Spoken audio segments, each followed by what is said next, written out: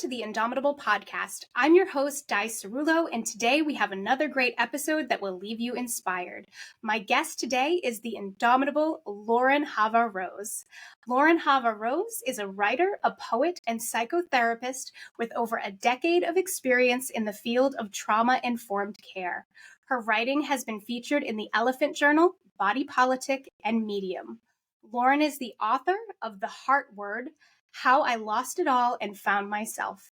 In addition to her work as a writer, Lauren is the founder and lead creative at Jagged Path, where she provides therapeutic consultation to fellow writers.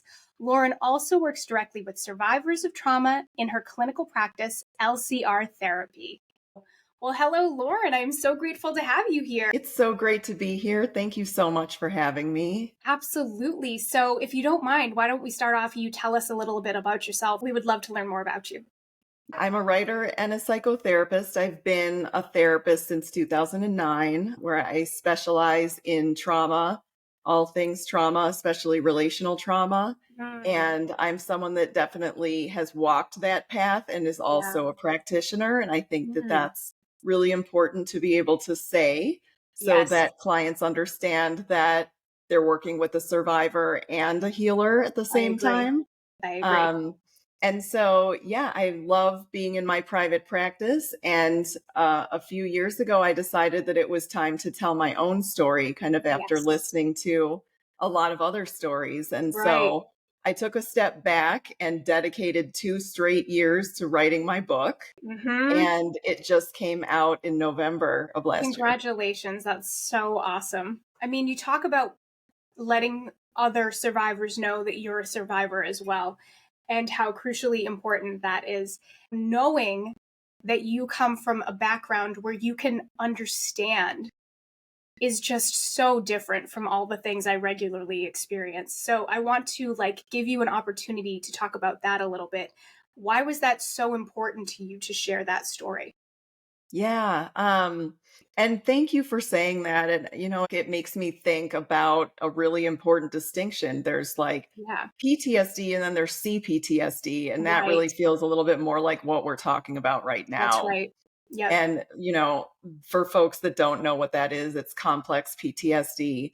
And what that really boils down to, I think, is when trauma becomes a way of life instead of something that you experience one time and then sort of shake it off and move on. Right. And when it's your whole personality, it's your whole life, it's every single day, you're living it, you're breathing it. It's a totally different ball game to heal from that, to work through that. And I do think that it matters to work with someone that has also walked something similar. Absolutely. Absolutely. How did you go from where you were to where you are? And you don't have to go deep dive, obviously, just whatever you feel comfortable sharing. Yeah. I mean, I think that I'm trying to think about how to answer that because it's such a good question.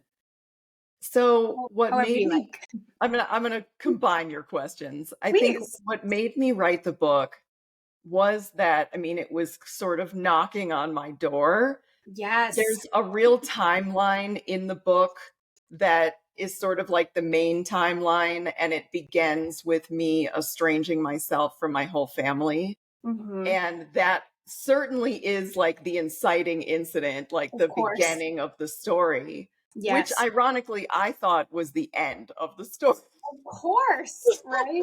Yes. But it turns out I was just getting started. And so I think, of course, this book is really about the journey of leaving everything behind that I thought was me and that I was taught about myself, and just starting to step into who I really am.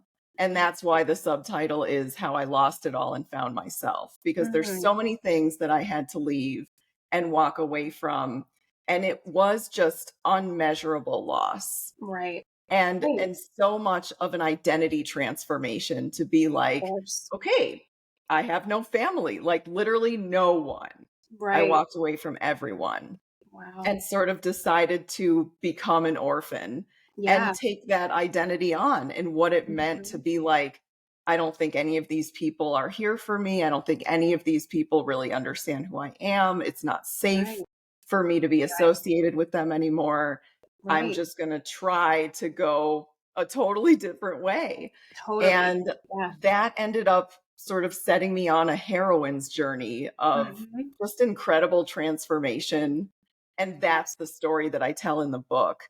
And I Right. think that that's so important for people to read, both clients and other therapists, to be Mm. able to see somebody jump off and then go straight into kind of identity reformation. And Right. that's the kind of work we don't really talk about.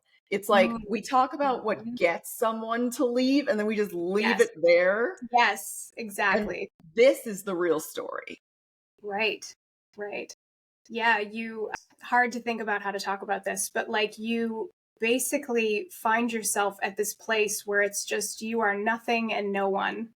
And you have to, and you're just absolutely at the bottom. And all you are is like an exposed nerve, right? Like all you are is an exposed nerve that has to make it through the day and has to continue surviving and has to continue feeding yourself. And you have to sort of reorder all of those things. And you take each thing, surviving things first and like growing into a person second, but it's like you start all the way at the beginning again. How was that journey for you? How was that like going from that one place of just absolute hopeless bottomness back up to where you have made it?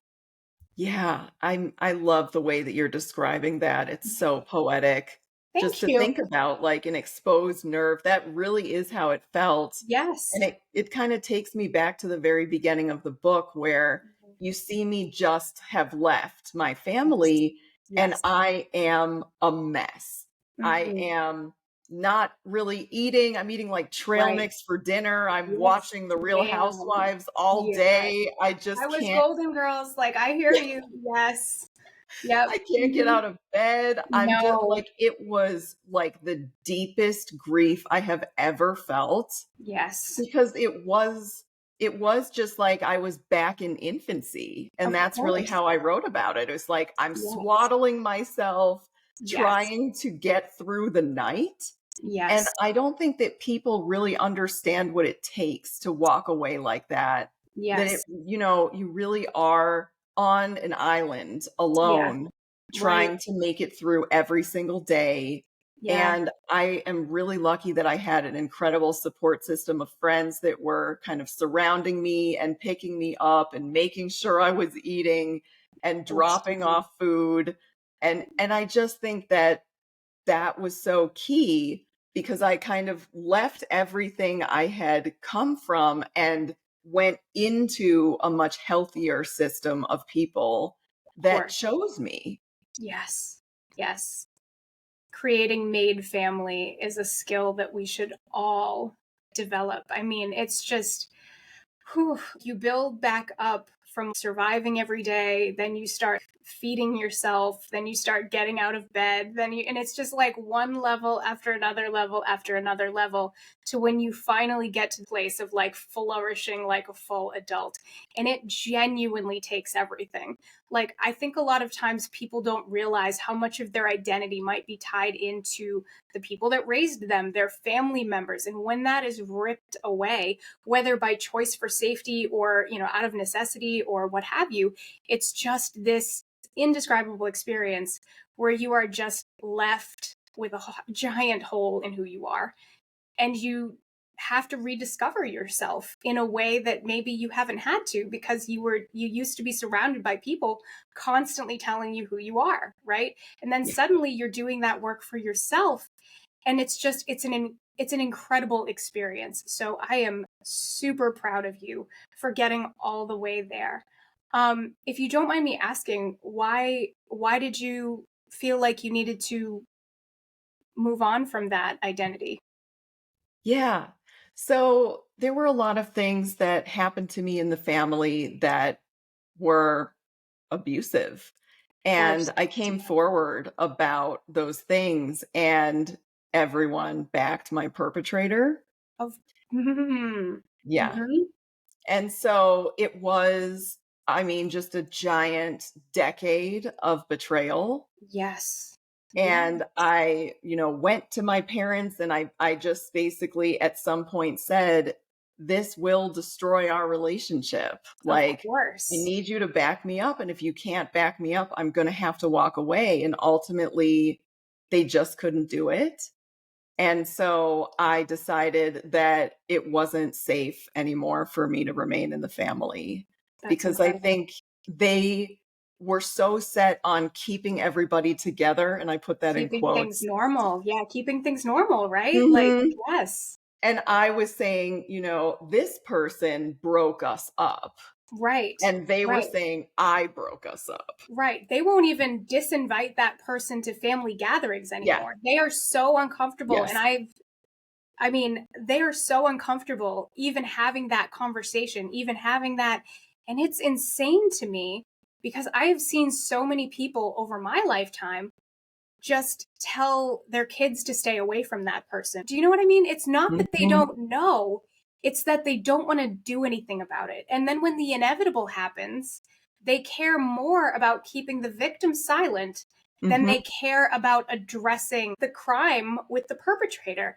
That's incredible to me. And I mean, I've had that conversation over and over again with people. And people are like, "Oh, well, it couldn't be me. It wouldn't be my family. We'd do this or we'd do that." And I'm like, honestly, I have seen it the other way way, way more often. So that is very interesting that that is your experience. Very sad that that Mhm. is your experience. So that person's still just a member of that family and you had to leave it behind. Yeah. Well, and I think that what was really painful was exactly what you're saying. I mean, in the book, you see me come forward, you see Mm-hmm. how people handle it with me, you Yeah. see the heartbreak of Yes. me just really wanting that to go totally differently. Of And course. then you see them invite this person over me to every holiday. Yes. And ultimately, I spent years eating Yeah. a can of soup on Thanksgiving and Yes. staying home Yes. alone Yes. while they were all together.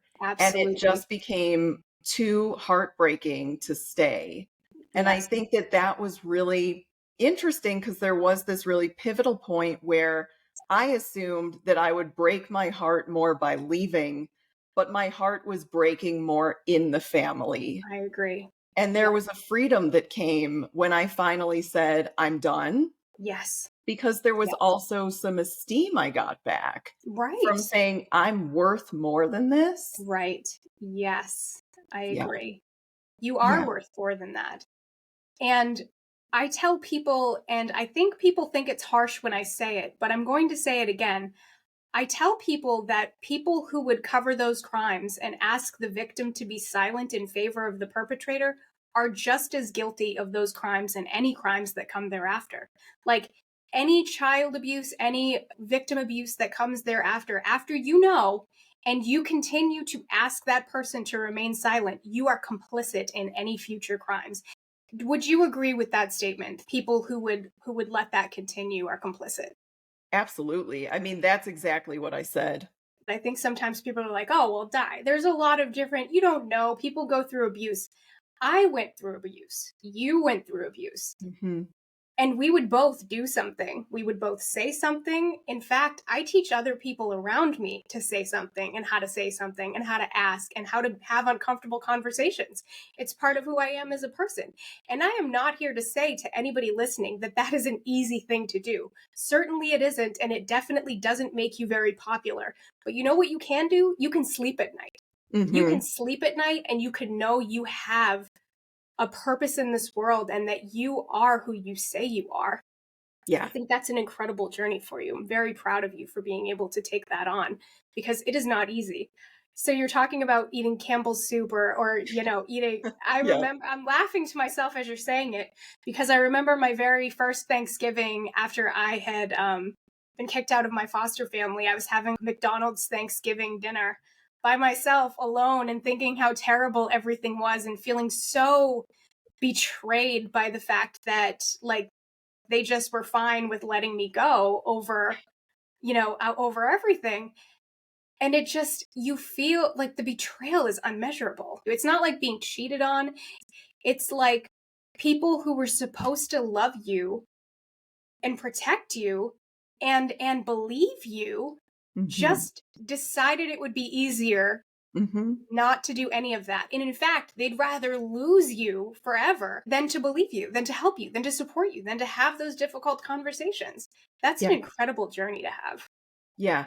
I mean, I think that is ultimately where the reckoning came for Of me, course. was that I just started to feel terrible about myself, Yes. that my own parents were choosing not to back my safety, Not to fight for you. not Yeah. to fight for me, Yeah. and they were really asking me to stop fighting too, and to just sort of like Get go over it. back to being in the family, whatever that meant, you know? Mm-hmm. And I think that it was really painful because for a long time, I wanted everyone to cycle break with me. And at Yes. some point, I realized I was doing it alone. Yes, that is usually not the journey, right? Yeah. Journey is not, and Yes. I'm laughing to myself because this feels like such a conversation of me talking to myself, right? Like, I thought that one day they would all come back to me and say, Di, you were right all this time. This is who these people were. You know, we should have supported you and whatever. Like, never. I'm 40 years old this year. I aged out of foster care and was homeless like when I was 21, you know, expecting that all of these people would still support me, love me, come back to me. They never did. Like, Yeah. it's been what, 19 years now? Like, no, it's going to be 20 years. Absolutely nobody's come, nobody's knocked on my door, nobody's said you were right, even if they've ever thought it, right? Like, even if Mhm. they've ever thought it. And what's Mhm. interesting to me is sort of the narratives that sort of make their way to you via other sources, right? Are you getting that feedback as well? What are some of the stories that they are telling themselves about why you aren't there anymore? Well, I don't know what those are because I left everyone, you know, Good and for you. part Yeah, of that was so that I didn't have to hear that, of because course. whatever those stories are, they don't have anything to do with me. It's Yes. not good for me to know what they are. No, And you're so right. I actually don't know. And that Mhm. feels really freeing, That's so because great. it just feels like whatever they're going through is their process. And Yes. that's Yes. totally fine. And they can have it away Yes. from me. And mine is different. And Hmm. the story that I told in the book is from my perspective and my experience. And that felt That's right. really important, Right. because I think for so long I lived in the shadow of what they wanted me to do, what they saw Hmm. for me, what they saw for the family unit. Hmm. And that felt like completely at odds with my heart, Hmm. with who I was, with what Yes. I needed. And Hmm. I really don't think that I could have told this story without having that distance. Yes, I agree with that too. I think that you would be in a position where you would question whether or not to share a certain story, or how you would share it, or how you might think about it if you weren't on an island, as you say, Yeah. by yourself. I do agree with that as well. I think I would have done very much the same thing. I think I might have been a lot more forgiving if I still had people trying to, you know, and it's not that they would have been making amends, right? It's not that they would have been apologizing, and at least it's been my experience that people who have lived in abusive families have a tendency to Yeah. sorry, You definitely get it. I know, I'm just sitting here like, you know, I Yeah. mean, the narrative that got back to me. So when I was coming up, I had my birth mother who had been complicit in my abuse, and then my foster mother who was a absolutely like politician level narcissist and would create these fake narratives. And so my birth mother, when I didn't come back around ever, um told everybody that I was embarrassed and ashamed of them. I'm so big and glorious out in the world that I'm ashamed of them. But my foster mother told quite a different story and tried to make it very much my fault, and told everybody that my social workers and my therapists told her that I needed to be treated that way. So, and people just like went along with that. Like, people just believed her, or they didn't, but they Mhm. didn't do anything to change anything. And nowadays I get people saying to me, oh, well, Di, we knew something was wrong, but we didn't know how to approach it, or we didn't know how to ask about it or what to do about it. And she had so much power. And I never really know what to say in those moments, right? Mm-hmm. But like, I needed people when I was little. I needed Mm-hmm. people to see what was happening and take action when I was small. I don't need apologies now, right? Like, how do you feel about that?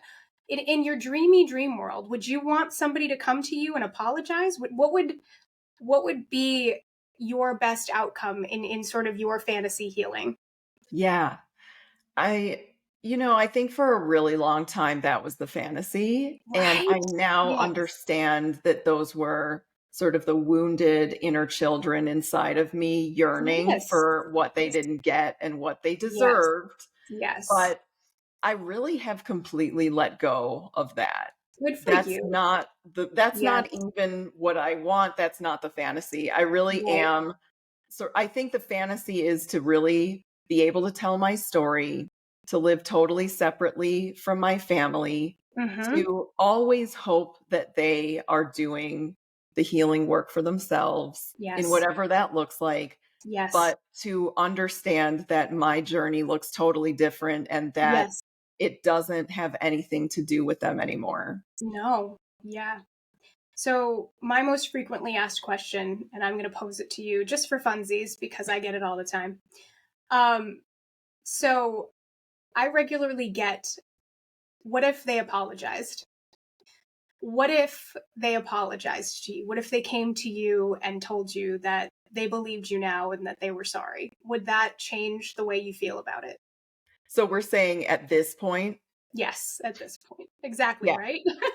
yeah, Thank you. That's literally the that's point. the Yep, point. no, you're right. At this point, yeah, At this point, no, it wouldn't change a thing. Nothing. right.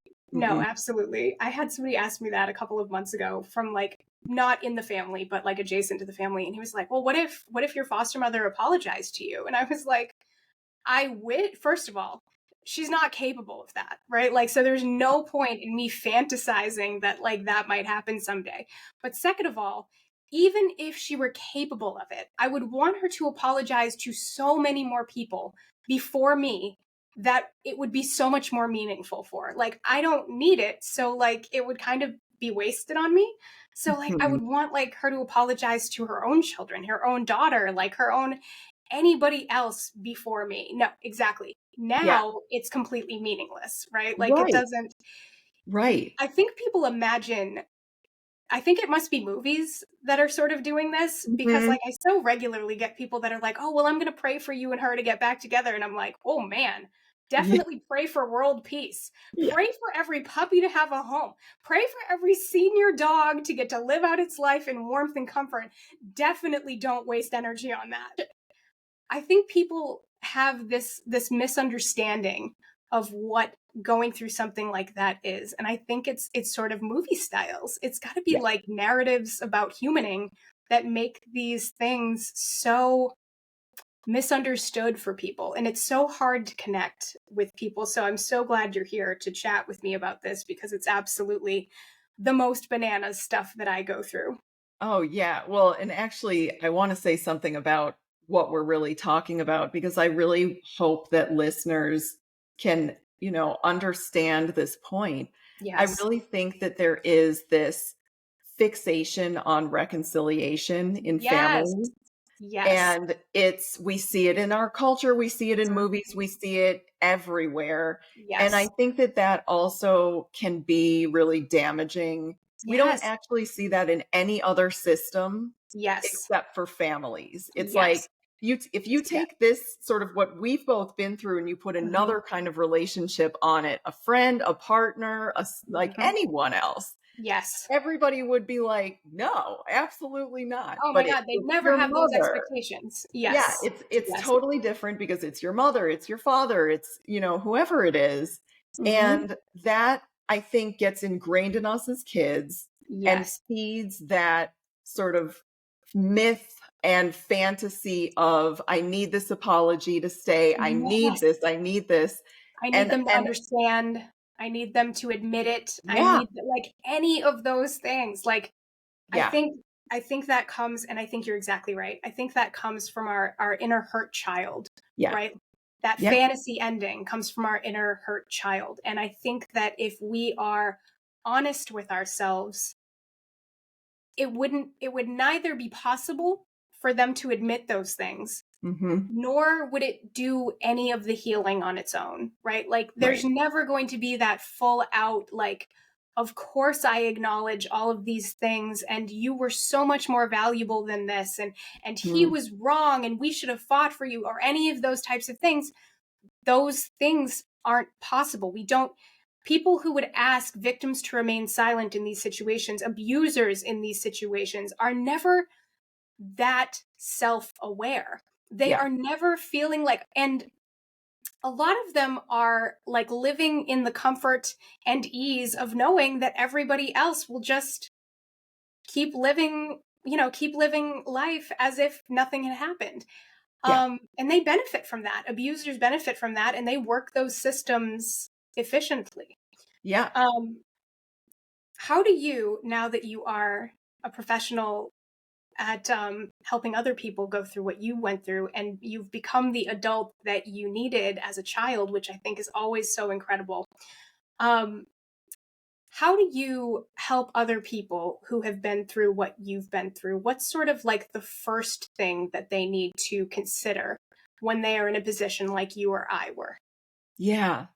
I think they need to be heard and believed.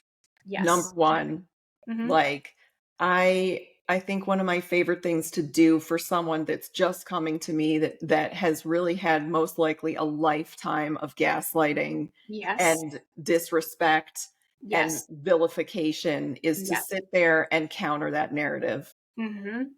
and to Mm-hmm. just believe them, to Yes. express that, to be that container. And Yeah. that goes so far. It Oh goes my so God. far. Like, Mm-hmm. I think about how powerful it was in my own life Right. to sit down and have a therapist look at me and say, yeah, I believe 100% of this story. And I just bawled in that Mm-hmm. session because I Mm-hmm. assumed I was going to be, holes were going to be poked in my story. I was going to be questioned, Yeah. in the same way that my family had done.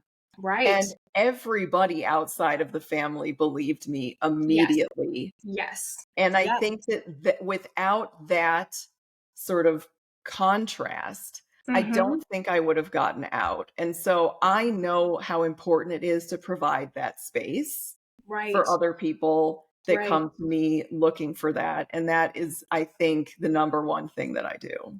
Mm.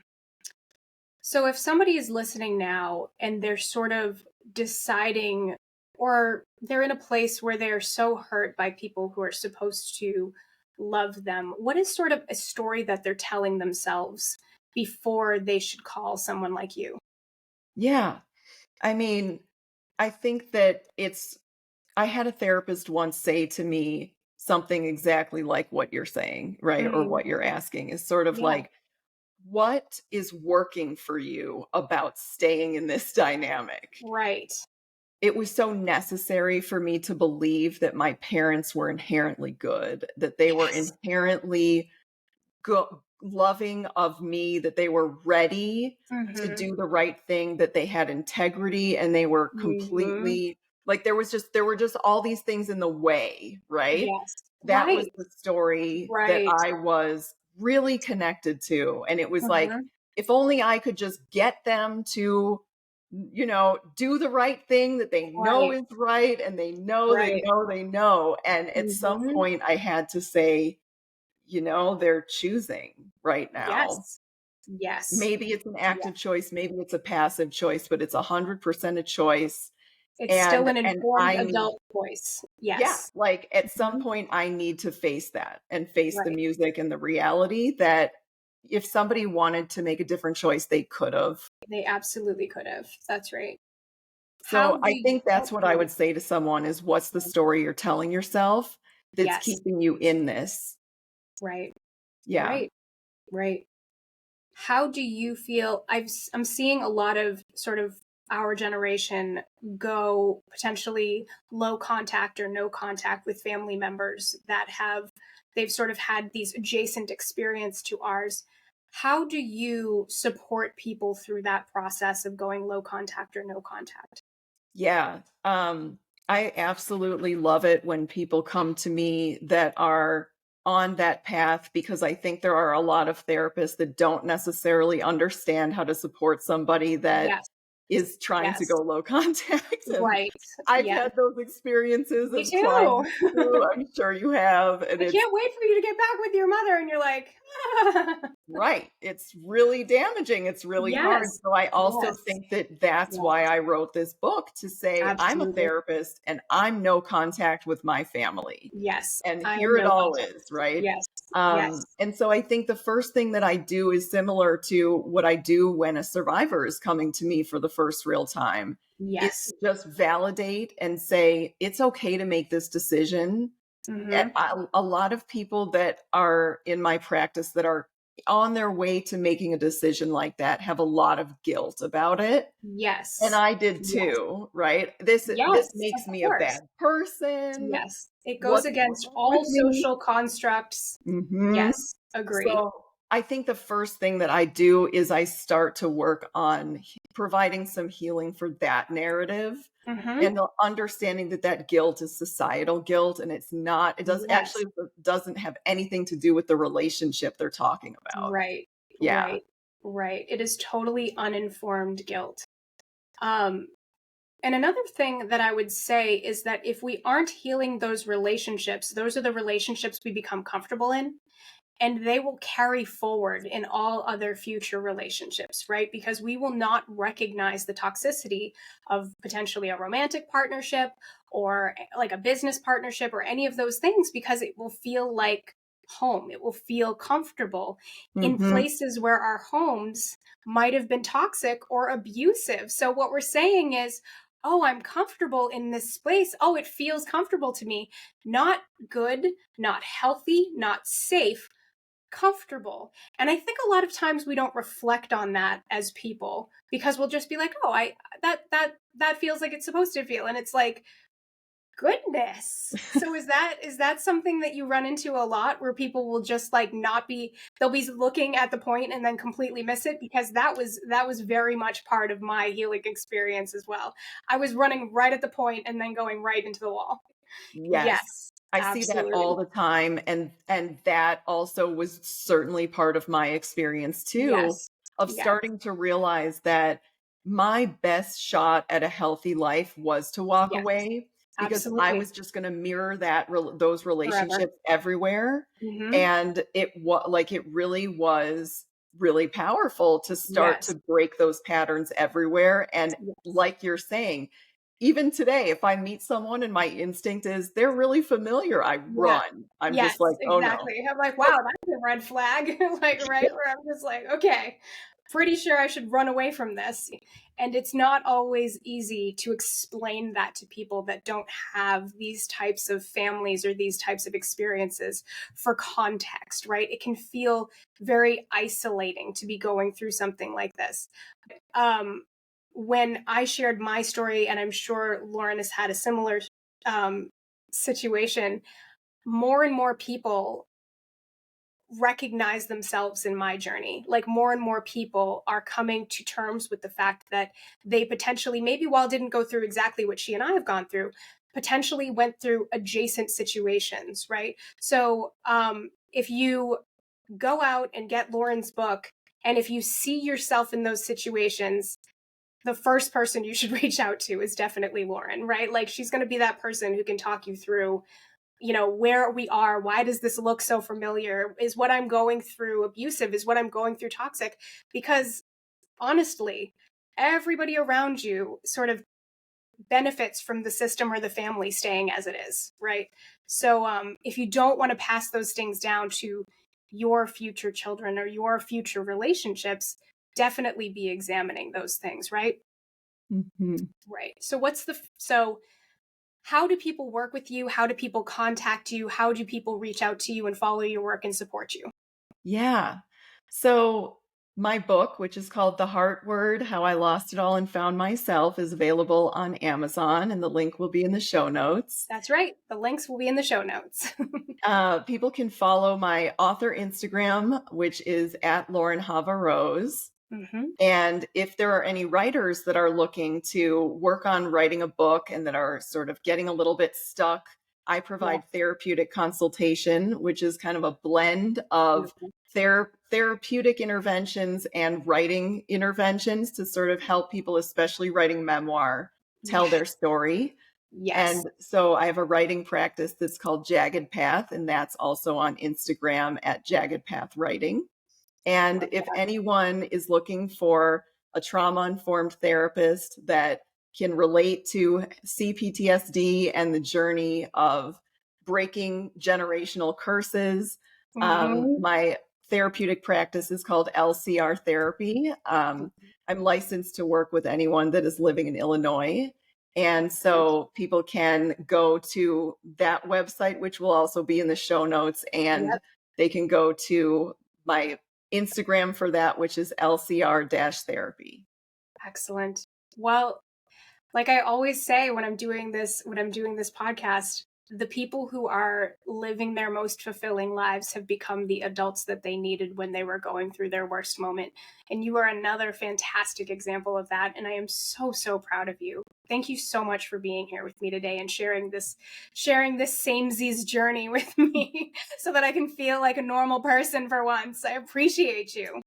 It's one of those things where I'm so sorry that we know, and I'm so grateful that we know and that we are where we are. So congratulations to you too. Thank you. Thank you. So proud of you. So y'all, thank you for tuning in today. If you enjoyed this episode, please share it with your friends and don't forget to subscribe to the Indomitable podcast for more incredible stories of humaning. Remember that my new book, Indomitable, a foster care story, is available wherever you get your books and currently has 5 stars on Goodreads. Thank you to all my Indomitable friends who came out to visit me at the book signing last week. It's always so rewarding to see people impacted by my story and sharing their journeys. I'm so grateful to you. If you have any events you'd like me to bring the Indomitable experience to, please submit a request via my website. And finally, as ever, I am so happy to have you here in community with me. And remember, together we are truly indomitable. Have a great week, everybody. Take care.